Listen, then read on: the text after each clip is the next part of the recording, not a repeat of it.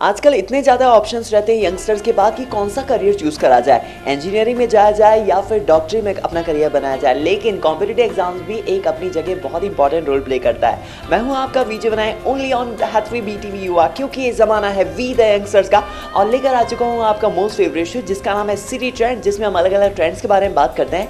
आज हम यहाँ पर बहुत इंपॉर्टेंटली बात करने वाले हैं अबाउट कॉम्पिटिटिव एग्जाम्स।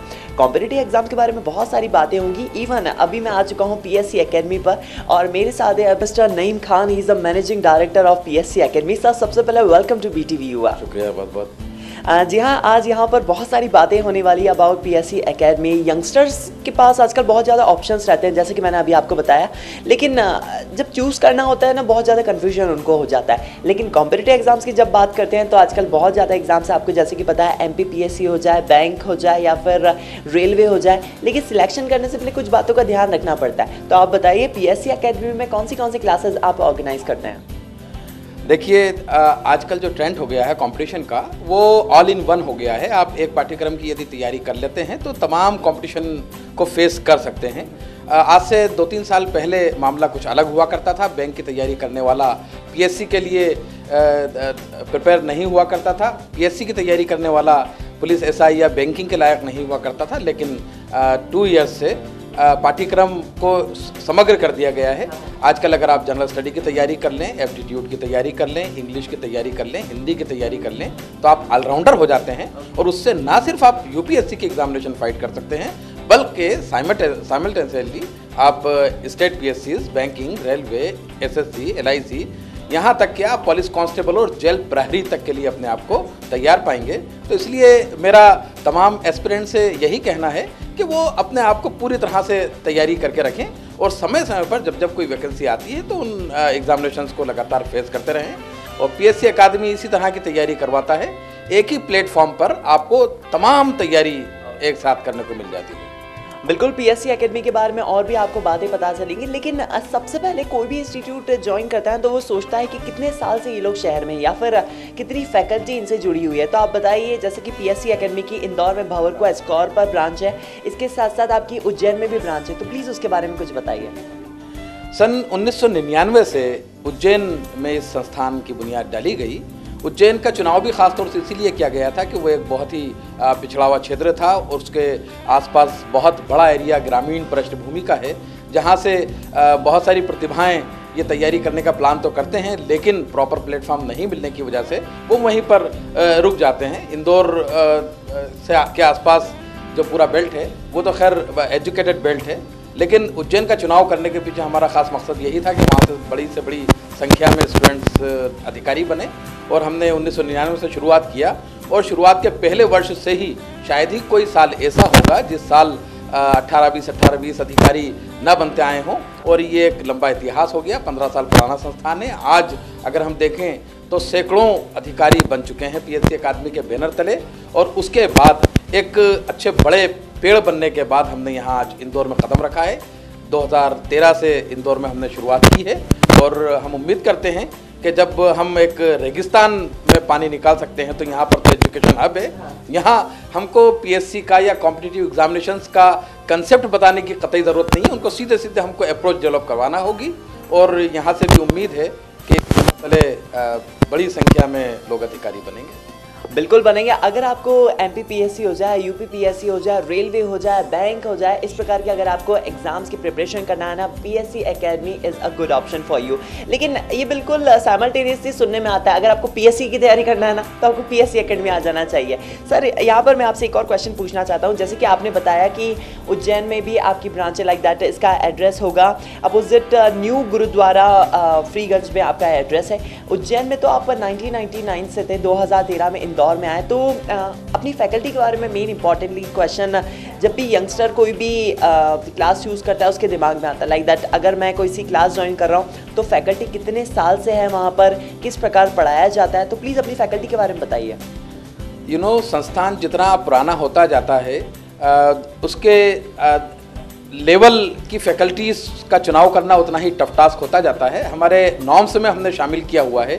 यहाँ पर पढ़ाने वाले लोगों में सबसे पहली चीज़ हम ये देखते हैं कि कम से कम वो 1 से 2 बार पीएससी के तमाम चरणों तक पहुंचा हुआ हो, वो कम से कम 1 से 2 बार मेंस दिया हुआ हो, इंटरव्यू फेस किया हुआ हो, और अधिकांश रूप से हमारे यहाँ पर जो सिलेक्टेड लोग होते हैं वो भी यहाँ पर लगातार गाइडेंस देते हैं, मार्गदर्शन देते हैं बच्चों को, और कम से कम पीएससी मेंस 2 बार दिया हुआ व्यक्ति ही यहाँ पर पढ़ाता है। साथ ही साथ पिछले 15 सालों से ये संस्थान अस्तित्व में है। जिस तरह से रेड चीफ है तो लेदर ही होगा, उसी तरह से यदि आप पीएससी अकादमी पर आते हैं, इट मीन्स यहाँ की फैकल्टीज भी बहुत वेल ट्रेंड होंगी और क्वालिटी भी बहुत बेहतरीन होगी। एक बात मैं और आपको बताना चाहता हूँ, उपकार प्रकाशन जो कि देश का माना हुआ पब्लिकेशन है, पिछले 10 सालों से उपकार प्रकाशन के बैनर तले पीएससी अकादमी की एक पुस्तक मध्य प्रदेश संपूर्ण अध्ययन के नाम से प्रकाशित होती है, जो कि पीएससी की परीक्षाओं के लिए मील का पत्थर साबित हुई है। और 300 नंबर का एमपीपीएससी में जो एक मध्य प्रदेश संपूर्ण अध्ययन के नाम से पेपर होता है, वो हमारी इस किताब से बाहर नहीं जाता। मैं उस किताब को एक बार आपको बताना भी चाहता हूँ। ये मध्य प्रदेश संपूर्ण अध्ययन है, इसका नवा संस्करण अभी मार्केट के अंदर मौजूद है। That's seriously very nice, because जब भी कोई स्टूडेंट किसी कॉम्पिटिटिव एग्जाम की तैयारी करता है ना, उसके दिमाग में सबसे पहले आता है कि मेरा कंटेंट कैसा है, जिसके बारे में मैं पढ़ाई करने वाला हूँ, और मेन इंपॉर्टेंटली पैटर्न के ऊपर ध्यान दिया जाता है। जैसे कि आजकल पैटर्न भी चेंज होते रहते हैं एग्जाम्स के। तो सर आप बताइए, जैसे कि बहुत सारे स्टूडेंट्स ऐसे होंगे, मेन इंपॉर्टेंटली मैं भी मैथ्स में बहुत ही वीक था, और इवन कहना चाहिए अभी भी हूँ, लेकिन जब 10th हम क्रॉस करते हैं या फिर 12th जैसे तैसे पास हो जाते हैं, लेकिन उसके बाद अगर आपको किसी भी कॉम्पिटिटिव एग्जाम में जाना हो, मैथ्स बहुत ही इंपॉर्टेंट रोल प्ले करता है। चाहे आप कॉमर्स फील्ड से रिलेट करते हो, चाहे आप बायोलॉजी यानी कि डॉक्टरी फील्ड से रिलेट करते हो, लेकिन अगर आपको जैसे एमपीपीएससी, बैंक हो जाए या फिर रेलवे, किसी भी प्रकार की एग्जामिनेशन हो जाए, तो उसमें यंगस्टर्स आपको देखकर या फिर आपकी कुछ टिप्स को ध्यान में रखेंगे अगर उनका मैथ्स बहुत ही वीक है, तो आप क्या बताना चाहते हैं उन्हें? दरअसल जहाँ तक रहा सवाल मैथ्स का या एप्टीट्यूड का, तो हमें कतई भयभीत होने की ज़रूरत नहीं है। इसका जो एप्टीट्यूड पोर्शन होता है, अरिथमेटिकल पोर्शन होता है, बहुत ही इजी लेवल का पूछा जाता है। ऑलमोस्ट मैं और आप, हम सभी लोग इन सभी स्टेज से गुजर कर आ चुके होते हैं। 8वीं 9वीं 10वीं कक्षा का मैथमेटिक्स पूछा जाता है इसमें। इवन अगर हम ओवरऑल एप्टीट्यूड की भी बात करें तो वो सभी कुछ हम पढ़ चुके होते हैं, लेकिन जिस वक्त हम वो पढ़ रहे होते हैं, उस वक्त हमारे माइंड में कॉम्पिटिटिव की भावना बिल्कुल नहीं होती, इसलिए हम उसको सिर्फ एग्जामिनेशन पास करने की हद तक इतिश्री कर लेते हैं और भूल जाते हैं। तो जो भी हमारे यहाँ पर एडमिशन लेता है, हम सबसे पहले उसको वापस लौटो सनातन की ओर वाला कंसेप्ट बताते हुए उनसे कहते हैं, आप जितनी भी पुरानी किताबें हो सकें आपकी स्कूल एज की 6ठी 7वीं 8वीं 9वीं 10वीं 11वीं 12वीं तक की कक्षाओं की एनसीईआरटी की किताबों को वापस हम मंगवाते हैं और पहले उनके बेसिक कंसेप्ट्स उन किताबों से मजबूत करवाते हैं। रहा सवाल अरिथमेटिक्स का, तो इवन एक जो प्लेन बीए वाला स्टूडेंट भी होता है, प्लेन बीकॉम वाला स्टूडेंट भी होता है, जो किसी अनजाने से खौफ की वजह से वो साइंस फील्ड में नहीं जा पाता, वो लोग भी शॉर्ट ट्रिक्स बेस्ड इसको इजीली अचीव कर लेते हैं। और रहा सवाल कॉम्पिटिटिव एप्टीट्यूड का, तो इसमें वाला टिपिकल मैथ्स नहीं पूछा जाता। इवन मैं यहाँ तक कहूँगा कि अगर एक मैथमेटिक्स में पीएचडी भी है तो कोई बड़ी बात नहीं है कि वो इस एप्टीट्यूड की एग्जामिनेशन में फेल हो जाए और एक प्लेन बीए फेल व्यक्ति इसको पास कर जाए, क्योंकि शॉर्ट ट्रिक्स बेस्ड होता है। आप एक मैथमेटिक्स के पीएचडी से अगर कोई सॉल्यूशन करवाएंगे आप इक्वेशन, तो वो एक पूरा पेज ज़रूर भर सकता है और वो टाइम लिमिटेशन नहीं रहेगी। लेकिन यहाँ का जो एप्टीट्यूड वाला मामला होता है, इसको हमको एक मिनट में, आधे मिनट के अंदर हमको सॉल्व करना होता है। बिल्कुल, आजकल यंगस्टर्स की लाइफ एप्लीकेशन के ऊपर बहुत डिपेंड हो चुकी है। अगर जैसे सपोज कोई यंगस्टर कुछ शॉपिंग करने जाता है, वहीं के वहीं कैलकुलेटर से डिस्काउंट निकाल लेता है, वहीं के वहीं ये बिल समझ में आ जाता है कि मैंने कितने पैसे खर्च करे, इस महीने की सैलरी में से कितने बचेंगे। लेकिन यहाँ पर मैथ्स तो चलो आपको ठीक हो जाएगा डेफिनेटली, अगर आप पीएससी अकेडमी ज्वाइन करते हैं। शॉर्ट ट्रिक्स आपको सिखाई जाएंगी जो आपको कॉम्पिटिटिव एग्जाम्स में बहुत ही हेल्प करेगी। अच्छा, यहाँ पे मैथ्स की बात होगी सर। आजकल लेकिन पेरेंट्स जब भी होते हैं ना, अपने बच्चे को चाहते हैं आजकल हिंदी माध्यम में वो पढ़ाई नहीं करे, इंग्लिश मीडियम में पढ़ाई करे। आजकल ये सिनेरियो अच्छा है, चेंज हो गया, बिकॉज आजकल कोई भी जब भी किसी जॉब के लिए जाता है, वहाँ पर देखा जाता है उसकी पर्सनालिटी कैसे मैटर करती है, इसके साथ साथ उसका इंग्लिश नॉलेज कैसा है। तो बहुत सारे यंगस्टर्स ऐसे हैं जो गांव से आते हैं पढ़ाई करने के लिए, खासकर इस प्रकार की कॉम्पिटिटिव एग्जाम्स के लिए। तो आप क्या बताना चाहते हैं, इंग्लिश को कैसे अपना सुधारा जाए? वैसे इन तमाम कॉम्पिटिटिव एग्जामिनेशंस में इंग्लिश की कंपल्सरी बिल्कुल भी नहीं है, कंपल्सरी नहीं है। हिंदी का इवन अगर हम स्टेट पीएससी की बात करें तो स्पेशल हिंदी का 300 नंबर का पेपर होता है और जो कि कंपलसरी होता है, उसको अचीव करना बहुत ज़रूरी होता है। वो हमारे मेरिट में मार्किंग जोड़ता है। यूपीएससी की भी अगर हम बात करें तो गत वर्ष ज़रूर यूपीएससी ने इंग्लिश को कंपलसरी करने का प्लान किया था, लेकिन पूरे देश भर से आए विरोध के चलते उसको वापस अपना प्लान कैंसिल करना पड़ा और अब सिर्फ उसमें एक पासिंग मार्क्स के रूप में इंग्लिश को शामिल किया गया है और हिंदी को भी यही इसी तरह से मौका दिया गया है। तो मैं नहीं मानता कि इंग्लिश कहीं कोई रोड़ा उत्पन्न करती है, पैदा करती है। जो लोग इंग्लिश कतई नहीं जानते वो भी इस कंपटीशन को इजीली फेस कर सकते हैं। इसके साथ साथ आजकल बहुत सारी एप्लीकेशन है, चाहे आप test your English 1, test your English 2, test your English 3, इस टाइप की अगर आप एप्लीकेशन एंड्रॉइड बेस्ड प्लेटफॉर्म से भी अगर आप डाउनलोड कर लेते हैं तो आपको अलग अलग कॉम्पिटिटिव एग्जाम्स की प्रिपरेशन के लिए वहाँ पर टेस्ट लेवल मिलते हैं, जिन्हें पास करके आप ईजीली तैयारी कर सकते हैं। इसके साथ साथ इंग्लिश न्यूज़पेपर बहुत इंपॉर्टेंट रोल प्ले करता है। अगर आपकी इंग्लिश थोड़ी भी ठीक ठाक है या फिर आप बिल्कुल स्टैंडर्ड इंग्लिश यानी कि जो इंडिया के टाइम्स ऑफ इंडिया या फिर हिंदुस्तान टाइम्स या फिर हिंदू जो न्यूज़पेपर होता है, इस प्रकार की इंग्लिश अपनी रेगुलर वे में बोलना चाहते हैं या फिर अपनी तैयारी में उसे शामिल करना चाहते हैं तो हिंदू की अब तो एंड्रॉयड एप्लीकेशन भी आ चुकी है, आप डेफिनेटली वहाँ पे चेकआउट कर सकते हैं। लेकिन सर जब यहाँ पर लिखने की बात होती है, जैसे कि आपने बताया हिंदी का पेपर भी होता है और बहुत सारे स्टूडेंट्स ऐसे होते हैं वो बस क्वेश्चन रट्टा लिख दिया, लेकिन जब एक ऐसे लिखने की बात आती है, खासकर 5000 शब्दों का जो उन्हें ऐसे लिखना पड़ता है, तो उसकी हैबिट कैसे कंटिन्यू करें स्टूडेंट्स जो भी कॉम्पिटिटिव एग्जाम्स की तैयारी कर रहे हैं? 5000 शब्दों तक तो नहीं पूछा जाता, 600 शब्दों तक हमको लिखना होता है। कोई भी स्टूडेंट सेल्फ तैयारी भी कर सकता है, लेकिन सेल्फ तैयारी करने से उसके विजन क्लियर नहीं होते, क्या पढ़ा जाए क्या नहीं पढ़ा जाए, ये एक रणनीति की बात है। ये सटीक रणनीति कोई ना कोई कोचिंग संस्थान ही बता पाता है और ख़ासतौर से वो संस्थान जहाँ से बच्चे काफ़ी सारी तादाद में निकल चुके हों और जो सीनियर मोस्ट संस्थान हो। तो इसमें ख़ास तौर से प्रैक्टिकल अप्रोच रखने की ज़रूरत होती है। बुकिश नॉलेज इसमें इतना ज़्यादा हेल्पफुल नहीं होता। इवन अगर हम बुकिश नॉलेज, वो एकेडमिक एजुकेशन में हम ज़रूर बुकिश नॉलेज लिखे आते थे और उसका एक हमको एवरेज नंबर मिल जाया करते थे, लेकिन जहाँ कंपटीशन का सवाल उठता है यहाँ हमको एवरेज मार्किंग की ज़रूरत नहीं होती। यहाँ पर हमको मेरिट में आना होता है, क्योंकि कंपटीशन है, मेरिट के आधार पर ही फाइनली सिलेक्शन होता है।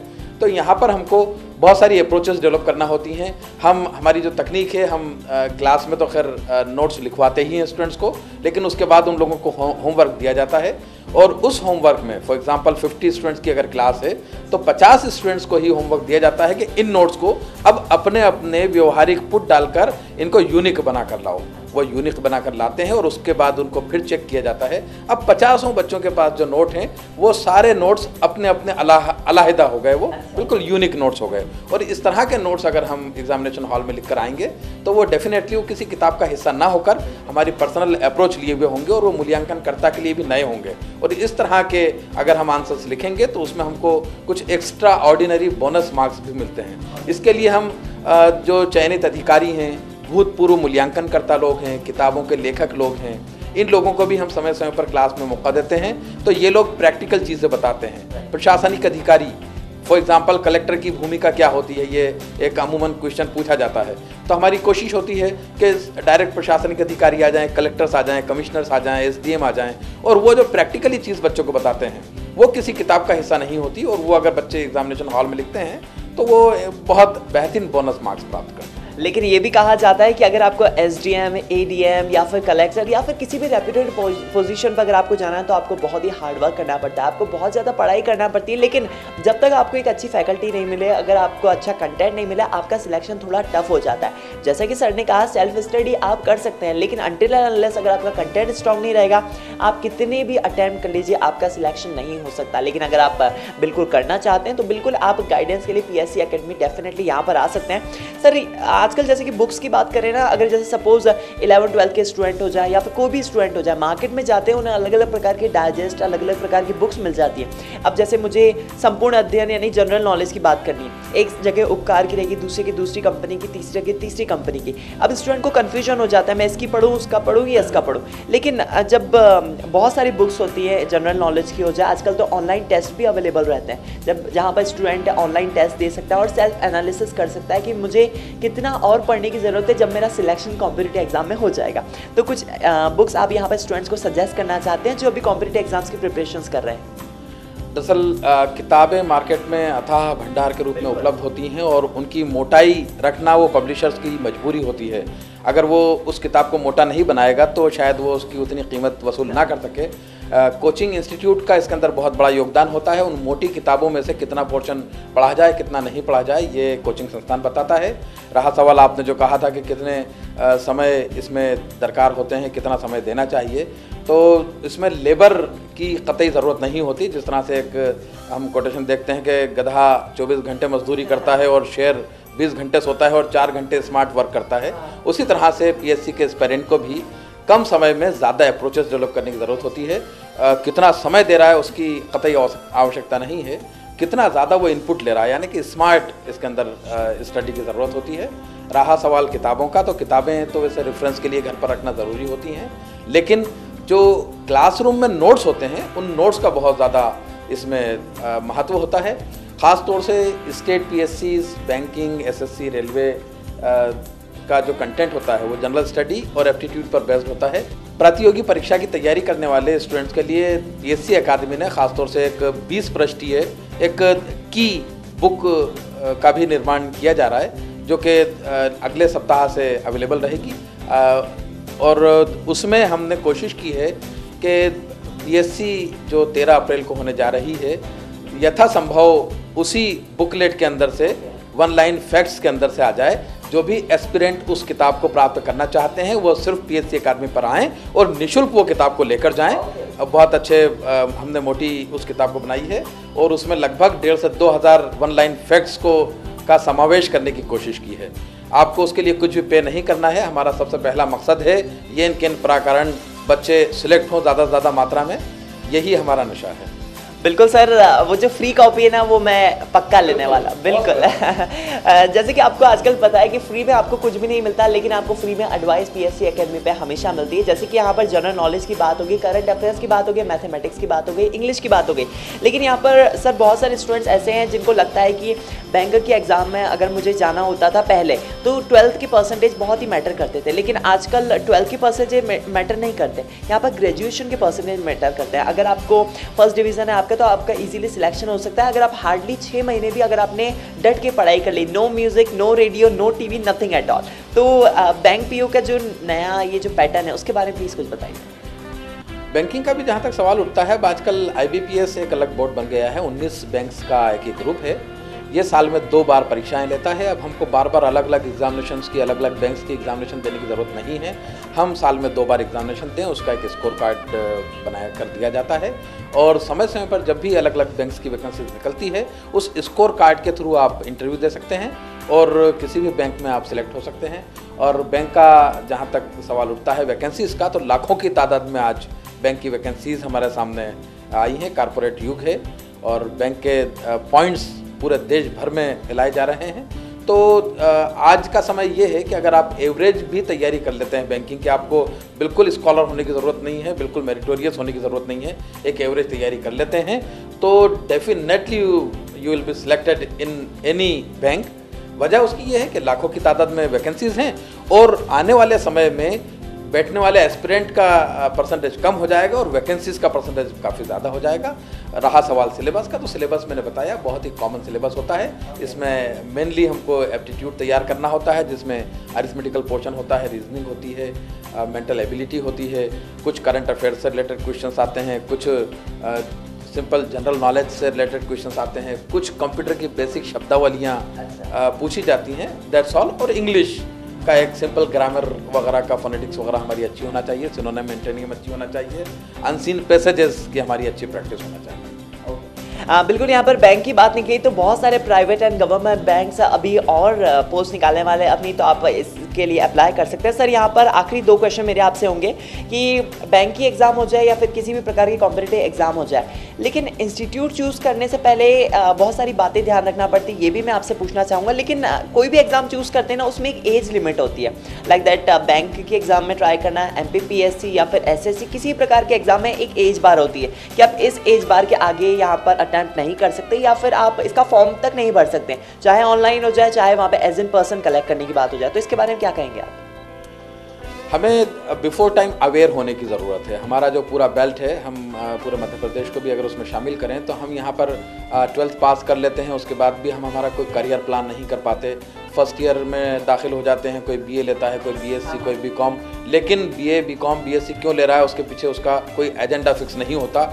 और ये करते करते हम ग्रेजुएट हो चुके होते हैं और तब हम मैच्योर होते हैं और तब हमारी आँख खुलती है कि हमको क्या करना चाहिए। तब तक बहुत देर हो चुकी होती है। ठीक है, हमको इसके लिए अवेयर हो जाना चाहिए 10th से और 12th से ही करियर प्लान कर लेना चाहिए। जिस तरह से हम एक प्लॉट लेते हैं और एक बेहतरीन उस पर बंगले का अगर ख्वाब देखते हैं तो उसका हम पहले से किसी अच्छे बेहतरीन इंजीनियर के पास जाकर और प्लानिंग कर लेते हैं।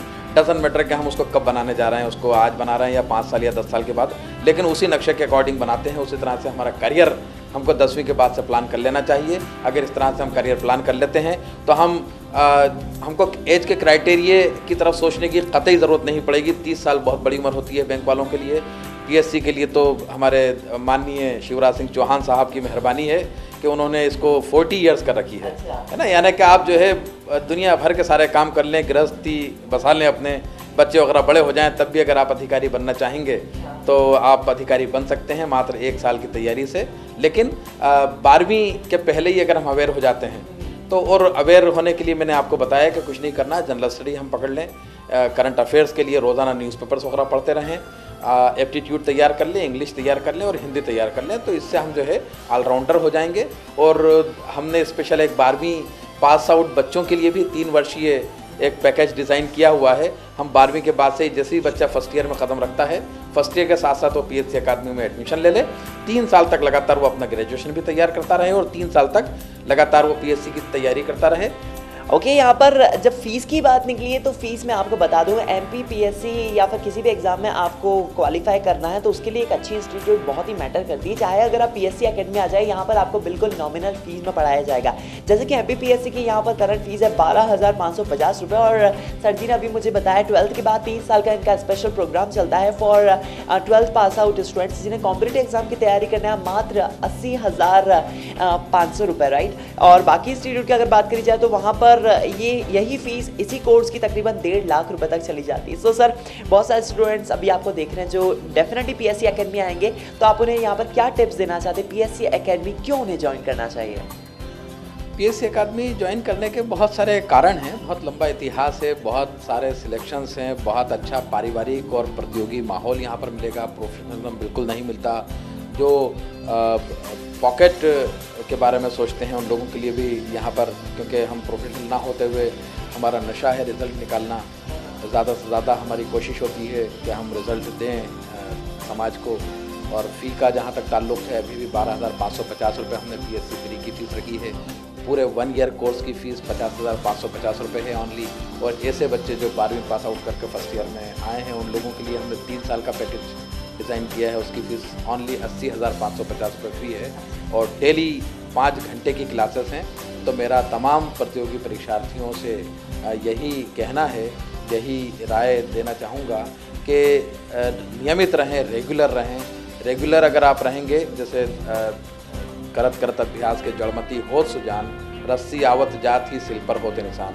हालांकि रस्सी का किसी भी गुण में काटना बिल्कुल नहीं होता, लेकिन अगर बार बार सिल्ले पर घिसी जाए तो सिल पर रस्सी भी निशान छोड़ जाती है, ठीक है ना। तो जड़मती से जड़मती भी सुजान हो जाता है, बार बार अध्ययन कर करके, प्रैक्टिस कर करके। अगर हम 12वीं के बाद से ही लगातार रेगुलर रहते हैं, जैसे यहाँ पर हम 5 घंटे डेली की क्लासेस देते हैं, हम कोई करिश्मा नहीं करते, हम तो सिर्फ एक मार्गदर्शन देते हैं, प्लस पिछले 10, 15, 20 सालों का जो इतिहास बताता है क्या सटीक मार्गदर्शन है वो देते हैं। प्रैक्टिस करना आपका काम है, बार बार लगातार आप प्रैक्टिस करेंगे तो सफलता आपके कदम चूमेगी। बिल्कुल, सफलता आपके कदम चूमेगी अगर आपने हार्ड वर्क करा और आपने अगर पीएससी एकेडमी ज्वाइन करा। Mister Naeem, thank you very much for joining us. आज यंगस्टर्स अभी मुझे देख रहे हैं, आपको देख रहे हैं, हम दोनों को थैंक्स करने वाले हैं, बिकॉज वो कॉम्पिटिटिव एग्जाम्स की तैयारी करते समय पीएससी एकेडमी की इन बातों को डेफिनेटली ध्यान रखेंगे। हाँ, मैं आखिरी में जो है आप सभी लोगों का बहुत बहुत शुक्रगुजार हूँ और एक शेर से अपनी बात को विराम देना चाहता हूँ। मिटा दे अपनी हस्ती को अगर कुछ मर्तबा चाहे, मिटा दे अपनी हस्ती को अगर कुछ मर्तबा चाहे, कि दाना खाक में मिलकर गुले गुलजार होता है। वाह वाह वाह वाह, दैट वाज सीरियसली नाइस। हमने यहाँ पर मिस्टर नईम से बात कर ली, लेकिन यहाँ पर 2 बातें मैं आपको बताना चाहता हूँ। कोई भी इंस्टीट्यूट अगर आप ज्वाइन करना चाहते हैं ना, सबसे पहले उनकी फैकल्टी के ऊपर ध्यान दीजिए। इसके साथ ये बात ध्यान रखिए, आप उस कॉम्पिटिटिव एग्जाम की तैयारी तो कर रहे हैं, लेकिन आप कितने घंटे पढ़ाई करने के काबिल हैं। आप चाहे क्लास में पढ़ाई करिए या फिर घर पे पढ़ाई करिए, दैट डजंट मैटर, लेकिन आप उस समय सिर्फ पढ़ाई करिए। No music, no radio, no movie, nothing at all. अच्छे से पढ़ाई करिए और definitely PSC academy is there for you. जैसे पीएससी एकेडमी का यहाँ पर टैगलाइन है, perfect solution for your career. अब मेरे यहाँ से कल्टी मारने का टाइम आ चुका है, लेकिन डेफिनेटली अगले हफ्ते यहाँ पर सिटी ट्रेंड लेकर वापस आऊंगा। Till then this is you Vijay Vinay signing off with our camera person mister Manish Rao Jaga. लेकिन आपको हमारा आज का शो कैसा लगा जल्दी से फीडबैक दे दो। फीडबैक युवा @gmail.com, उसके साथ साथ facebook.com/hatwebtv युवा, ये हमारा पेज है। जल्दी से लाइक करो और बताओ आपको हमारे शोज कैसे लगते रहते हैं। I definitely catch you next time on the same channel same show. But जब तक एक रिक्वेस्ट है आपसे, प्लीज देखते रहो BTV युवा, क्योंकि जमाना है वी द यंगस्टर्स का।